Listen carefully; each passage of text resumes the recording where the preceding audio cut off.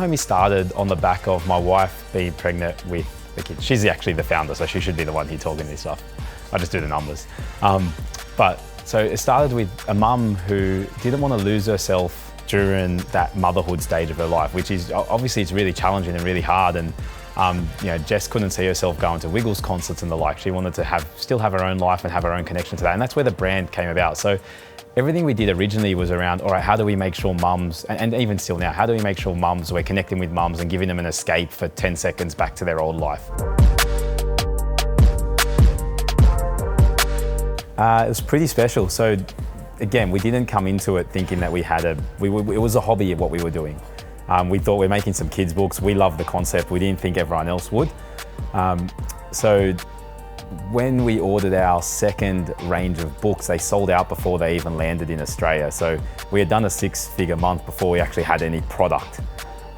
So the response had blown us away completely. Do things properly, know your brand purpose and your brand promise and really clearly communicate that. The thing we did, which worked really well for us, is we hustled hard on family and friends, where we just hit up everyone we knew to buy from it, just to get that initial. I think the first 24 hours matters.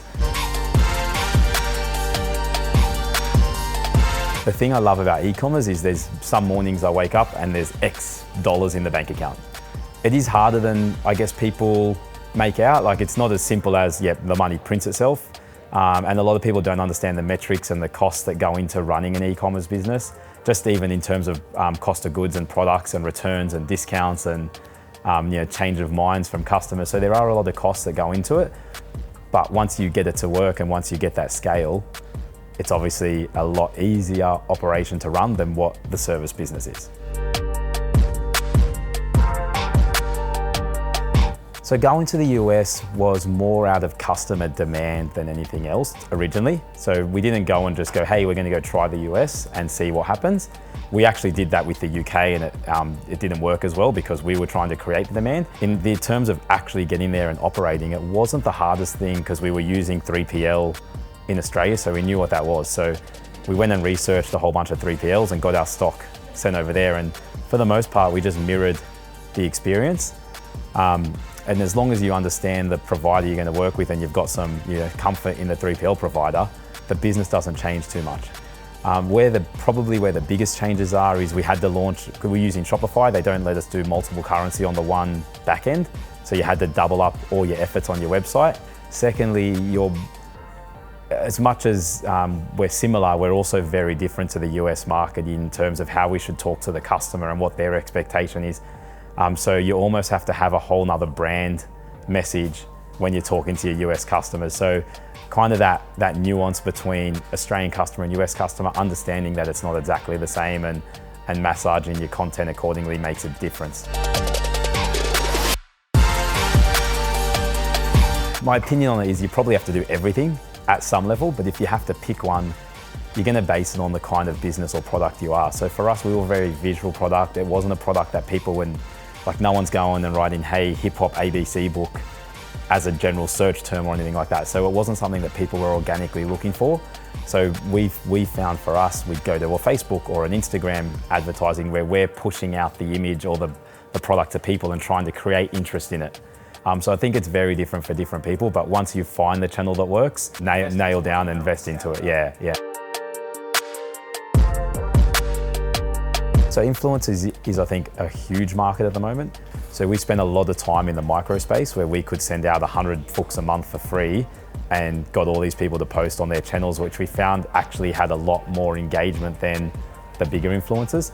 Reason being is they generally have really high engagement with their audiences. And on the back of it, we're getting content basically created for us that would cost us thousands of dollars otherwise, of our product getting used by beautiful people with their beautiful families. I think, really go deep into it and build relationships. Don't treat it transactional. Treat them like part of the business and part of the family. We treat them like an ambassador program as opposed to an influencer. So we have a longer term relationships where every time we do bring out a new product or we do have something going on, we go to them first and give it to them for free and let them have it with their kids, and they're really part of our brand more than just a transactional marketing channel. every day that we see photos of kids and family, like the moments that we create with families that would never have existed without the brand and without the products. Like we get these videos of husbands proposing to wives with it, or announcing that they're pregnant with the products, or in the baby's first born, and they're wrapping up the baby in the swaddle for the first, like it's the first swaddle they use, and that like kind of makes your heart go all warm and fuzzy on the back of you. Like you're creating these experiences or moments that wouldn't exist otherwise. So that's huge, and that continues to be huge every day for us. We got flown to New York by Nas and went and met Nas in New York, and went to Universal Music, got to go to a premiere of a Netflix event, and like all these stuff where, again, we're just like, this doesn't happen to normal people, so it's pretty special. We've spoken to a lot of agencies and done a lot of work with a lot of different agents, and for the most part, it's a dartboard approach. Everyone just jumps on and just throws darts at what they think is going to work. So I like to have like clear upfront objective strategies, goals, and then on the back of that, clear reporting, what did work, what didn't work. The point of being in the digital world is that everything's reportable and accountable. So if I wanted to play in TV land where I can't get the data of my marketing, then I'd go do that. But if I'm playing on Facebook or digital, I want to know exactly what happened, what didn't happen, so we can use that data to make decisions. So a lot of my conversations around that is like, what's the upfront strategy and how are we going to adjust based on the data on the back of that, and what reporting can you give to help us make those adjustments.